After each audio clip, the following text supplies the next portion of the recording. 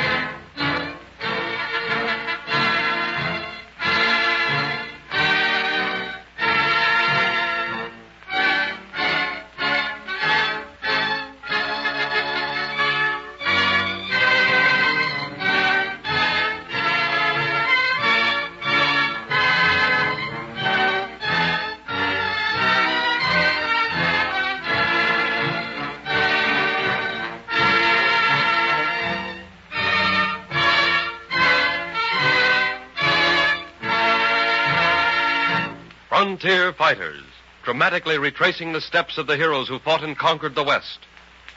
Among the several of the famous soldiers whose destiny it was to plant the stars and stripes in this new far western territory was General Stephen Watts Kearny. On May 23, 1846, the Mexican government formally declared war against the United States.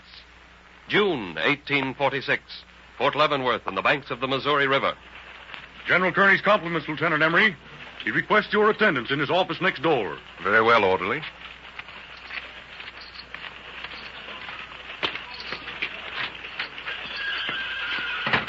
You sent for me, sir? Yes.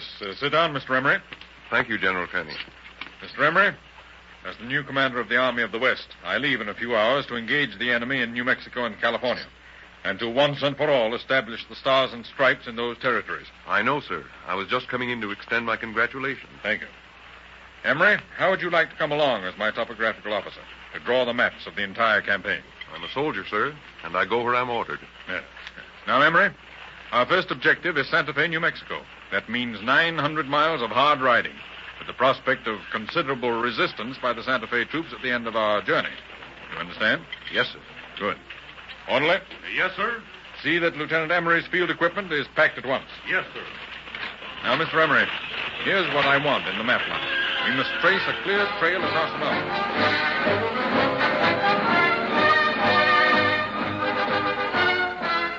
August 18th, 1846. What is it you want, Capitan Gomez? Can't even a governor have a siesta in peace? Your Excellency, the Americanos, they come. You told me that yesterday. This afternoon, Santa Fe is still free of gringo soldiers. But, Excellency, an army, a great army, is only a few hours away. Huh? How many, Capitan? A great many. They have cannons, too, of brass. Who told you all this? My brother, he saw this gringo army. He rode all night to warn us. Your brother is a remarkable fellow. My compliments, Capitan Gomez, to the general commanding. The Santa Fe garrison will go at once for tactical maneuvers. You understand? Field exercises and sham battles. Yes, Excellency. And Gomez. Yes, Excellency. I'll go along to inspire our brave soldiers as they study the doctrines and tactics of war.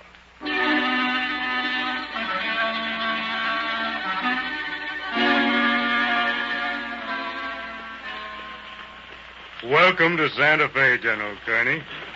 I'm Charles Bent. Why, of course. I didn't recognize you under that big hat. Oh, where's the enemy? Expected to fight. The governor's giving the local garrison some lessons in tactics. Must be 50 miles away by now. Discretion is the better part of valor. Yes, sir. Now, Bent, I'm pushing farther west soon to California, and Oh, what is it, Lieutenant Emery? A joint message has just arrived, sir, from Commodore Stockton and Lieutenant Colonel Fremont. What's it say? The message says, sir, that the Californians are becoming increasingly difficult to manage. Both Commodore Stockton and Colonel Fremont request that you make all possible haste to California, sir. Well, then, we'll start as soon as our equipment can be repaired. Prepare that order, Mr. Emery, immediately. Yes, sir. It's on to California.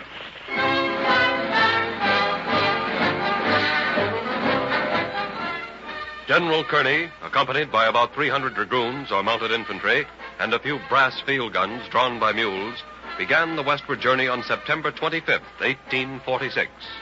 On October 30th, Kearny's little army was encamped at the north end of the Black Mountains, covered with dust and grime, hungry and suffering severely from thirst. The Apaches are here, General Kearny, to trade and to swear allegiance to the United States. Good work, Lieutenant Emery. Who's the chief? Red Sleeve, a fighting man if ever I saw one. Beckon him over. Yes, sir. My Apache heart sings for joy, General. I, too, rejoice, Red Sleeve. You're prepared, then, to swear allegiance to the United States? To renounce Mexico's rule over your people forever? We Apaches have looked forward to this day for 300 years. We have taken New Mexico and will soon take California. We will help you fight for land. We care nothing for land. We fight for the laws of Montezuma and for food.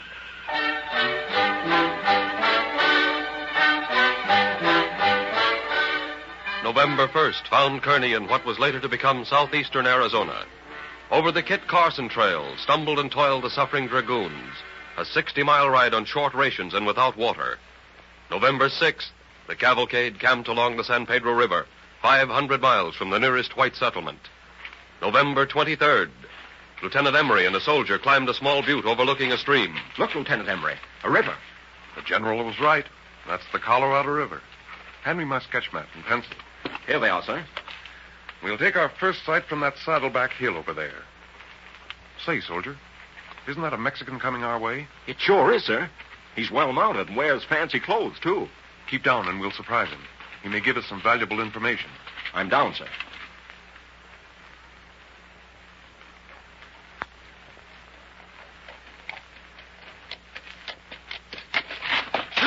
Caramba! Who are you? Never mind who we are. Get down off that horse. Si, senor. What have you there in those saddlebags? Letters from California for high Mexican officials. Give them to me. I protest, this is irregular. Nothing is irregular in war. Hand over those letters or I'll take you before General Kearny. General Kearny? He has penetrated this far? You bet he has, senor. And the general likes to read letters, especially letters from California. Está bueno. Here are the letters. They look interesting. I'll just open this one. Addressed to General Jose Castro at Alta.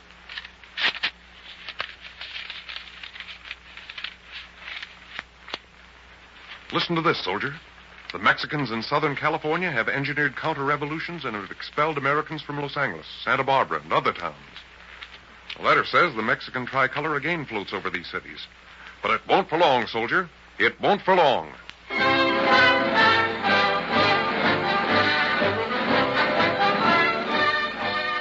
Reaching the old California mission of Santa Isabela, a route to San Diego on December 4th, Kearny's forces received word that a party of Californians was encamped some 9 miles distant in the valley of the San Pascual. The next day, the two hostile parties came within sight of each other. Captain Johnson? Yes, sir? Look, those beggars are mounted as though they were expecting us. Why, they must have seen Lieutenant Hammond and his scouting party last night, sir. Well, we have no time to lose. Take your men and charge. Yes, sir.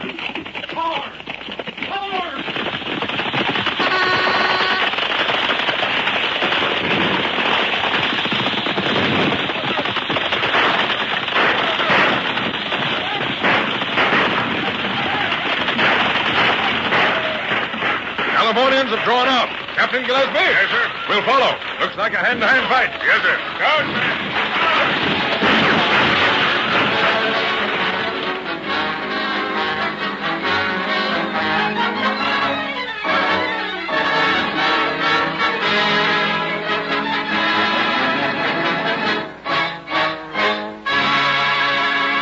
They've disappeared over the hills, General Kearny. Yes, I know, Doctor.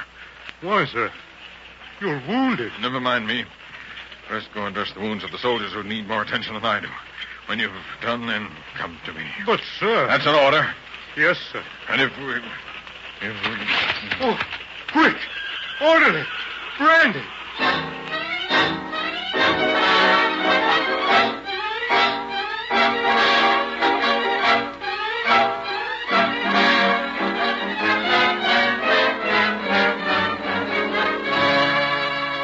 His wounds dressed, the 20 dead and 15 wounded gathered and cared for, Kearny moved on toward his goal. But it was not to be a peaceful journey, far from it. At San Gabriel and later at the Pueblo de Los Angeles, the American soldiers met and conquered the insurgents. Leaving Lieutenant Colonel John Charles Fremont in command, he proceeded to Monterey, where on the first day of March 1847, he met Commodore Shubrick, commandant of the naval forces in Monterey Harbor. Commodore Shubrick, sir, my compliments to you. Thank you, sir. And my congratulations to you upon a noble piece of strategic tactics at Angles. Well, at least we're here. And now that you are General Kearny, what do you intend to do? I intend first to take command of the civil government. Good. You have my heartiest cooperation. Thank you. I'll probably need it. Have you, I mean to say, have you prepared any sort of proclamation? I have. I'd like to have you hear parts of it. Gladly, sir. Well, it begins, the President of the United States, having devolved on the undersigned the civil government of California, he enters upon the discharge of his duties with an ardent desire to promote as far as possible the interests of the country and well-being of its inhabitants. Good, splendid. Then, further along, I say, it is the desire and intention of the United States to procure for California, as speedily as possible, a free government like that of their own territories. And they will very soon invite the citizens to exercise the rights of free citizens in the choice of their own representatives. Excellent. And I've ended the proclamation, Americans and Californians, from henceforth one people. Let us then indulge one desire, one hope. Let that be for the peace and tranquility of our country. Let us unite like brothers and mutually strive for the improvement and advancement of this, our beautiful country, which within a short period cannot fail to be not only beautiful, but also prosperous and happy. Given at Monterey, capital of California, this first day of March in the year of our Lord, 1847, and of the independence of the United States, the 71st. S.W. Kearny, Brigadier General, USA, and Governor of California.